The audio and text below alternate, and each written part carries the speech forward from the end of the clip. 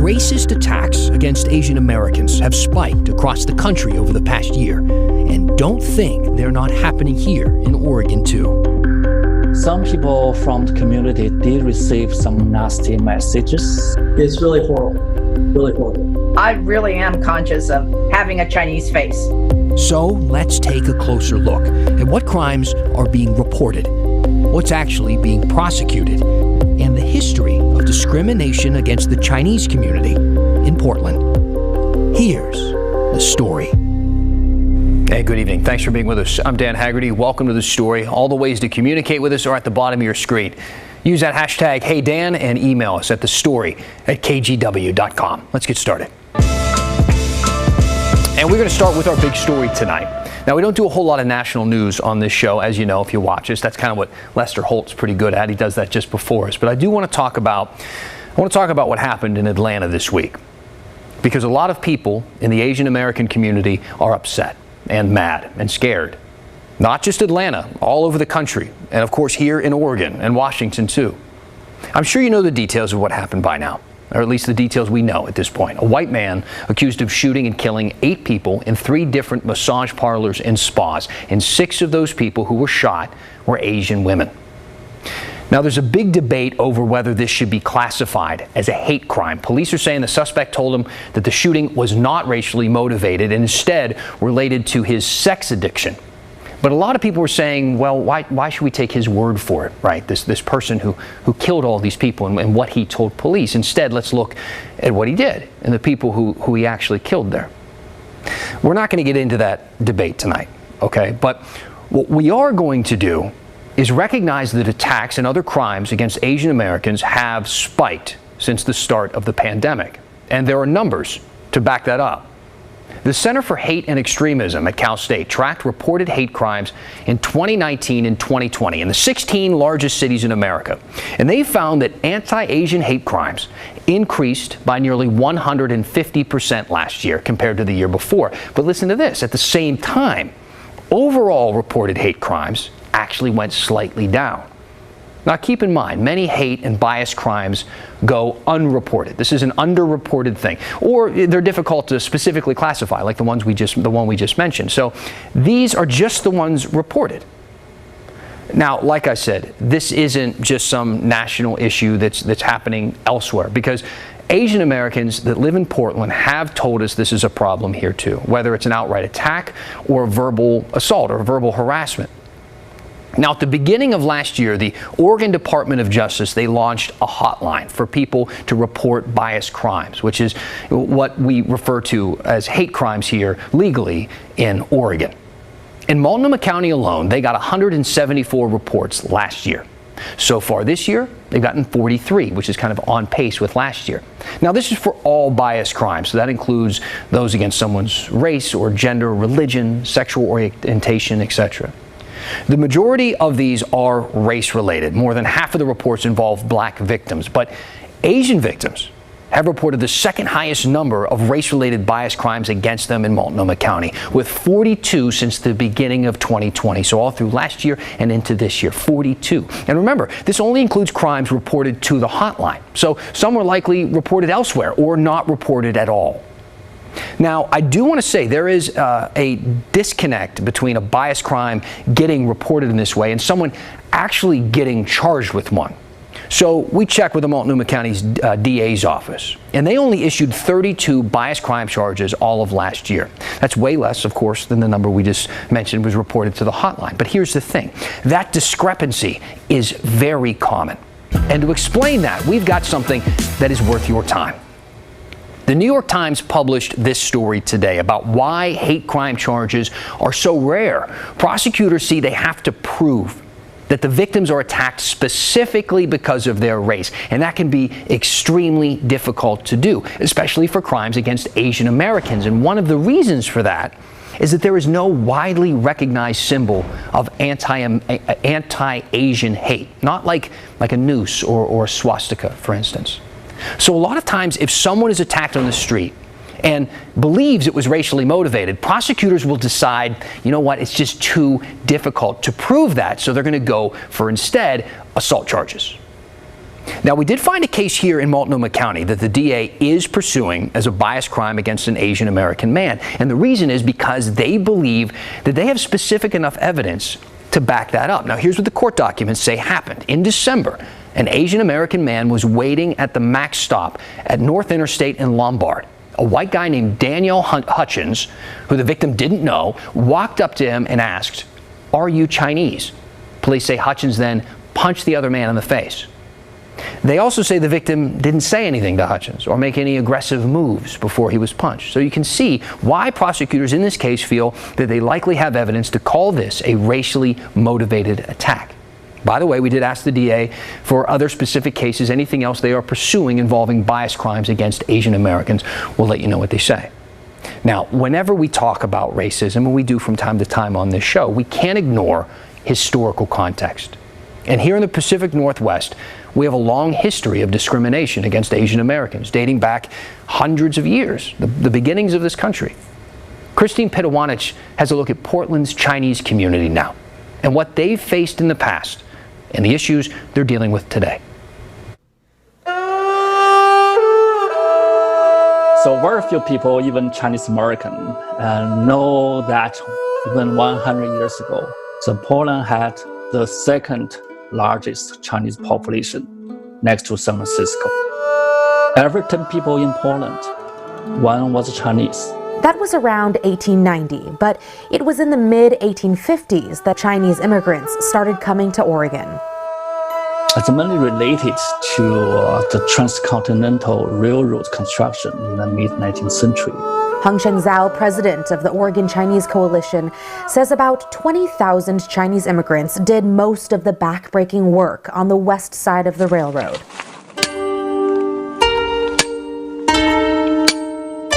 Chinese laborers worked in canneries on the Oregon coast as well. They also did laundry, cooking, and were street vendors. We're doing all these jobs, right, for cheap. But with all that hard work came discrimination. So then there's this hate that comes out and says, oh, they're taking our jobs away. And that's what the Exclusion Act was kind of based on. The Chinese Exclusion Act, passed by Congress in 1882 and not repealed until 1943, banned Chinese laborers. That included the wives of any workers who were already in the States. The 1910 Oregon census shows the ratio of men to women was 22-1. So most of the Chinese laborers here never got married and died lonely here. There were other incidents too, like the Chinese massacre at Deep Creek in Wallowa County and the expulsion of Chinese from Oregon City. You know, back then, the white government didn't really care much for us. So we had to take care of our own. Neil Lee with the Chinese Consolidated Benevolent Association says back then, Chinese people even had their own courts. All the while, the Chinese remained largely unrecognized for helping complete the Transcontinental Railroad. This, a photo documenting the momentous occasion. You won't see one Chinese in that picture, and that is by intent. So the Chinese became their own isolated community. Chinese have basically chosen to stay less visible, because if you're less visible, you're safer. Over time, many moved out of the once vibrant Chinatown. I think the consensus is over the concentration of social services in Chinatown. Now many Chinese have moved to the outskirts on Southeast 82nd Avenue and the Bethany area, closer to big employers like Intel and Nike. And the deep pain associated with historical mistreatment has continued into more recent years. After you've been excluded for 63 years, I think you might be a little afraid of what's coming around the corner. But things seem to be changing with the younger Chinese generation. I'm 15. I actually turned 15 this April. So during quarantine, not that great, but... Sunset High School junior Jackie Zhang says growing up in Beaverton, she's developed more of a connection with her larger, diverse community. But that's also presented other issues. Instead of feeling disconnected from other cultures, I feel more disconnected from my own. Jackie is trying her best to connect with her Chinese roots and trying to change perceptions while she's at it. We've just really been trying to make ourselves known as a community who is helpful and not super secluded. A more recent hurdle, though, has been the COVID-19 pandemic. Some, namely President Trump, have labeled the coronavirus the Chinese virus. Why do you keep calling this the Chinese virus? There are reports of dozens of incidents of bias against Chinese Americans in this country. It comes from China. Gloria Lee with the Chinese American Citizens Alliance says she's noticed some people look at her differently. I really am conscious of having a Chinese face. In the beginning of the pandemic, Chinese restaurants in particular suffered. People misinformed, assuming a connection to COVID-19. There were even reports of attacks against Asians. Some people from the community did receive some nasty messages. People saying, oh, you should go back to China, blah, blah, blah. It's really horrible, really horrible. But even in the midst of that, the Chinese community is giving back, working with different groups within the Chinese community and outside of it, while continuing to publicly showcase its vibrant culture. So we have made a great efforts, and people started to see the changes and feel the impact. So we want to continue with the momentum.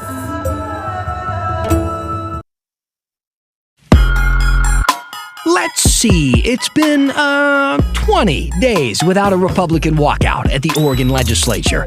Democrats are hoping to keep that streak going with some new bills that would punish lawmakers who decide to leave. And Oregon State's president gets to keep his job for now. But he's been given some homework to do if he wants to stick around for the long term. When the story continues. Welcome back. As I always tell you, we take the commercial break. I look through my phone, check those Hey Dan hashtags, and look for some stuff maybe we can address at the end of the show. So if you have some thoughts, something on your mind, please send those in to us now. Now, let's turn back to, let's just call it an ongoing saga right now. The Oregon State University president and kind of the issues he's been going through with his recent hiring and then the question of whether or not to keep him on board. Spoiler alert, he is still the president right now. F. King Alexander came on as president of OSU last summer, and last night, the school's board of trustees weighed in on whether or not to fire him over how he handled claims of sexual misconduct at his last job at Louisiana State University. They debated this for hours, but in the end, the board decided to keep Alexander on the job, albeit under a microscope. Here's Maggie Vespa.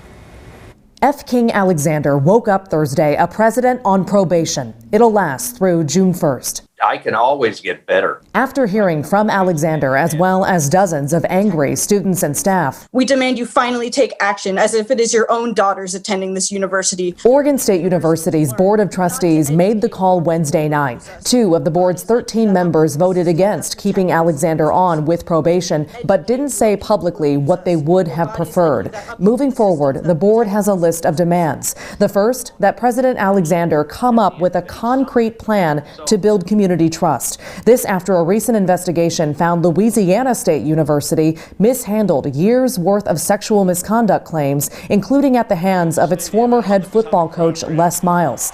Alexander served as LSU's president for 7 years before coming to OSU last summer.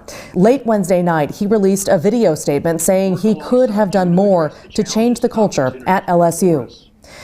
To survivors, I am sorry. I will prove my commitment with action. I'm immediately launching a review of Oregon State University's survivor support programs. The board promised a similar evaluation. They're also planning to hire an outside consultant to review recommendations from the LSU report. I want to note that there is a real human consequence to all of this, one that has not gone fully acknowledged. Thursday, at a hearing of OSU's Faculty Senate, dozens slammed the board's decision, though there was some support for Alexander. This statement was read on behalf of a professor. Given the experience of King Alexander on multiple campuses as president, I think that he is the right person who can lead us forward. King Alexander has made mistakes in the past, as we all have. OSU hired F. King Alexander in 2019, awarding him a salary of more than $700,000 a year with benefits. At the time, administrators trumpeted his ability to fundraise. Alexander, in turn, vowed to help reduce student debt, especially for students of color. But the pros don't outweigh what some consider this one massive con. Wednesday, State Senator Sarah Gelser took to Twitter calling for Alexander's immediate termination. I want President Alexander to be fired. Then there's Brenda Tracy, who famously accused OSU football players of assault back in the 90s. She told KGW last week there is no coming back from the LSU scandal. Thursday, she was too devastated to go on camera. In an email, she slammed OSU's Board of Trustees and reiterated her belief that keeping Alexander on as president will scare survivors out of reporting instances of sexual violence on OSU's campus. Tracy added perpetrators may be emboldened. The Board of Trustees had the opportunity to right a wrong, and instead they made the decision to make it worse. Maggie Vespa, KGW News. And because we love breaking news here on The Story, we just got this statement from Governor Kate Brown weighing in on this. And I do think it's important that we hear from her. She says that she supports an independent review into Alexander, saying in part, if it confirms that President Alexander did not uphold his responsibilities to protect the safety of students at LSU, I expect the board to take decisive action to remove him. Okay, for this next story, I don't really know exactly what to say about this next story. I was trying to think of some, witty analogy or some quirky statement to make, but I think just giving you the details of this one is enough. You see, Oregon Democrats are sick of the Republicans walking out every time they don't like something that they're supposed to be voting on. So the Democrats, are trying to make some changes to the law to make them show up, except in the meetings to talk about all of this, the Republicans on the Senate Rules Committee didn't show up to the meeting about them showing up. Senator Burdick?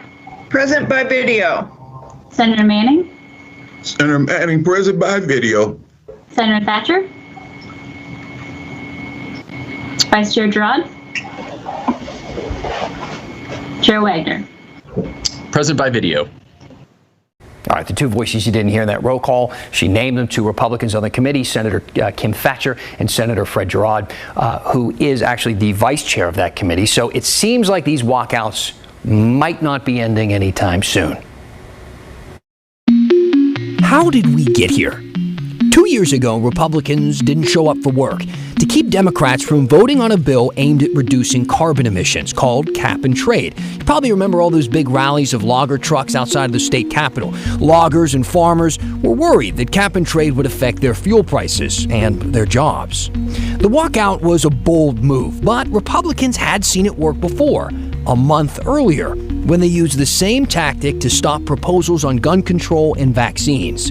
You see, it works because, in this case, Democrats have the majority in the House. And if they all agree on something, there's really nothing the GOP can do to stop it, unless they stop the vote entirely, which is what the walkout does. If there aren't enough lawmakers present to vote, you don't have a quorum. And that means, well, no one can vote. And it worked both times. So naturally, they tried it again last year when Democrats took another run at cap and trade. Now, let's be fair here. Republicans didn't invent this move. Democrats have pulled it themselves. They walked out over a redistricting bill in 2001 when Republicans had the majority. Now, Governor Kate Brown was the Senate Democratic leader at the time and was part of organizing the whole thing. The only thing that can stop a walkout is a 2/3 supermajority, when the state elects so many people from one party that they can get a quorum without the other side even showing up. Now, Democrats got close to doing this in the last election, but this ain't horseshoes. So instead, Democrats want to change the rules. They're discussing 4 bills that would fine lawmakers for walkouts, disqualify them from holding office if they have too many absences, and change the quorum requirements to a simple majority. That would be an amendment to Oregon's Constitution, though, and would ultimately be up to you to vote on. And that's how we got here. So what do you think about those walkouts? Any opinions? Something tells me you have a few. If you do, use that hashtag, #HeyDan, let me hear them. Now look, we're not a big military town here in Portland, right? But we do have a pretty important Air National Guard base. Did you know that? We're going to take you up with them. when we finish the story next. I'm going to say something that's going to make some of you go, yeah, of course, everybody knows that. And then the rest of you are going to go, really? Huh? There is a military base, pivotal to our national security, first line of defense kind of stuff, in Oregon. Now, if you're in the crowd that just said, really? Huh? Well, here's an example of what they do. Do you remember that really bizarre and tragic story in 2018 when an airline worker at SeaTac stole an empty passenger plane, started flying around the skies over Seattle? Well, the 2 fighter jets that showed up minutes later were from here. They made sure that when he crashed, it wasn't into a building or a neighborhood. They're the kind of muscle you don't even know is around until you need it. And we've just learned they're getting a massive upgrade.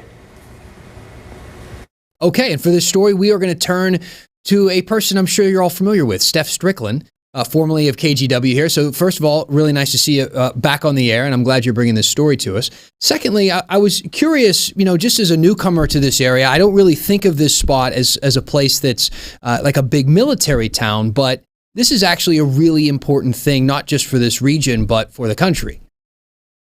This is one of the most important bases out here, the 142nd Wing. It is responsible for protecting our airspace all the way down to Northern California and up to Canada. And protect from what, you might ask?